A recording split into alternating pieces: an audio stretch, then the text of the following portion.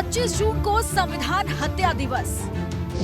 BJP सरकार ने लिया फैसला, कांग्रेस विवश। इंदिरा गांधी के राज में आपातकाल, भारतीय लोकतंत्र का क्या रहा हाल।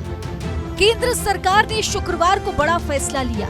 अब 25 जून को संविधान हत्या दिवस मनाया जाएगा।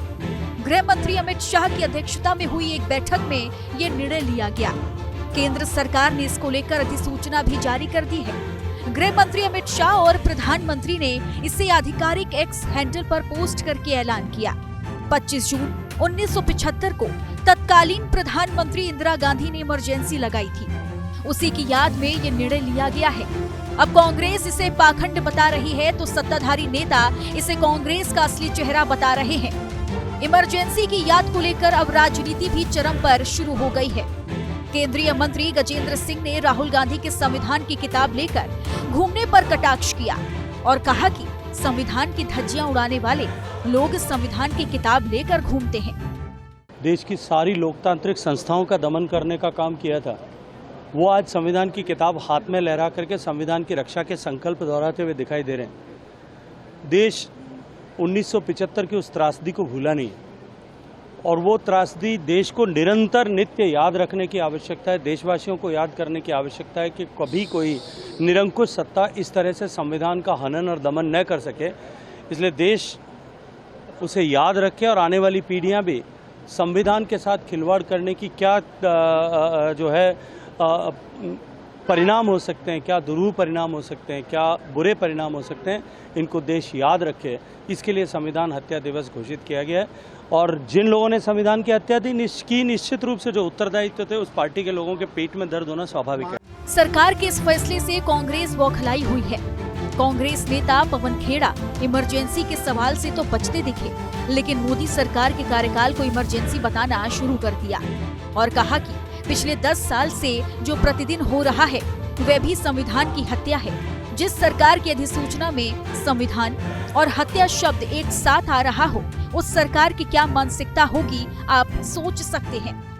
उस वक्त के बारे में तो काफी चर्चा कई सालों से, दशकों से हो ही रही है, उस पर मैं ज्यादा टिप्पणी नहीं करूंगा। लेकिन संविधान को स्थगित किया गया था। जो पिछले 10 साल में हो रहा है, रोज हो रहा है, वो संविधान की हत्या है। और संविधान की हत्या शब्द बोलने में हमें तो बड़ी परेशानी होती है, ये शब्द बोलना भी नहीं चाहिए। सरकार के गैजेट नोटिफिकेशन में संविधान और हत्या इकट्ठा शब्द आ रहा है। आप सोचिए इस सरकार में बैठे हुए लोगों की मानसिकता क्या है। आखिर आपातकाल क्या था जिस पर केंद्र सरकार को अधिसूचना जारी कर हत्या दिवस के रूप में मनाना पड़ रहा है। आपातकाल खंड के कुछ परिदृश्य को ग्राफिक्स के जरिए समझिए। कैसे आपातकाल ने कोहराम मचाया था, सिलसिलेवार समझिए। 1975 का आपातकाल आजादी के बाद से भारत का तीसरा आपातकाल रहा। यह आपातकाल 21 महीनों तक चला।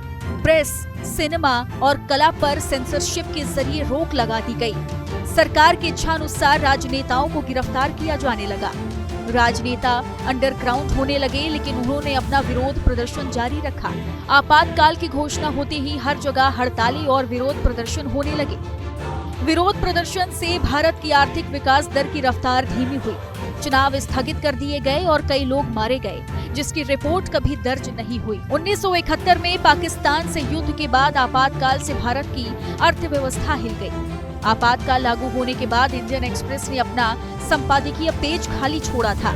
इंदिरा गांधी और उनके कार्यों के लिए उन्हें भारी आलोचना का सामना करना पड़ा। 1977 में लोकसभा चुनाव में जनता पार्टी ने गांधी परिवार को सत्ता से उखाड़ फेंका। इसे लेकर अब तमाम सियासी दल अपनी अपनी प्रतिक्रियाएं दे रहे हैं। झारखंड के मुख्यमंत्री हेमंत सोरेन और शिवसेना यूबीटी के नेता संजय राउत समेत तमाम विरोधी दल इसे पाखंड बताते हुए मोदी सरकार के कार्यकाल को भी इमरजेंसी बता रहे हैं। हेमंत सोरेन ने बीजेपी पर तंज किया और परिणाम दिखाने की बात कही, तो वहीं संजय राउत ने यहाँ तक कह दिया कि उस समय जैसी परिस्थिति थी, अटल बिहारी होते तो आपातकाल लगा देते।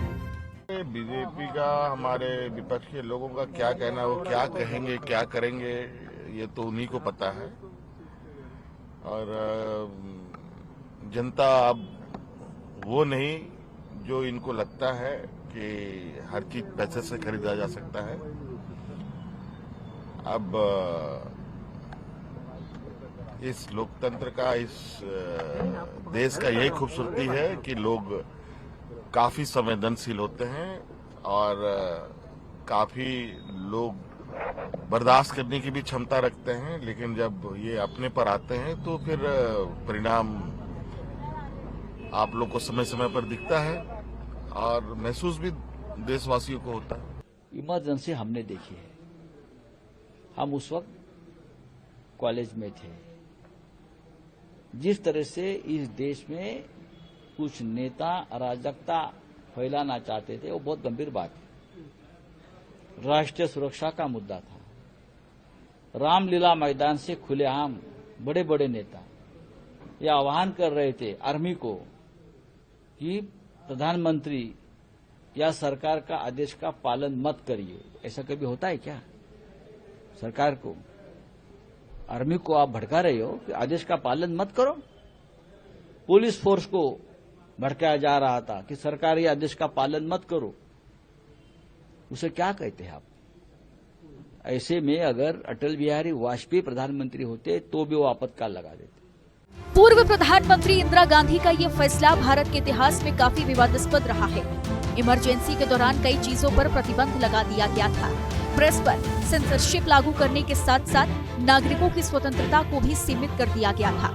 कुछ दल इसे उस समय के हालात को देखते हुए विवशतापूर्ण फैसला बता रहे हैं, तो वहीं बीजेपी और उसके सहयोगी दल इसे कांग्रेस की तानाशाही बताने पर तुले हैं। हालांकि अपने फैसले के चलते इंदिरा गांधी चुनाव हार भी गई थी, जिसके बाद कांग्रेस की काफी किरकिरी हुई। अब सरकार के इस नई अधिसूचना से वर्तमान कांग्रेस और बीजेपी को लेकर जनता में क्या संदेश आएगा, ये तो वक्त ही बताएगा। ब्यूरो रिपोर्ट, हिंदी खबर।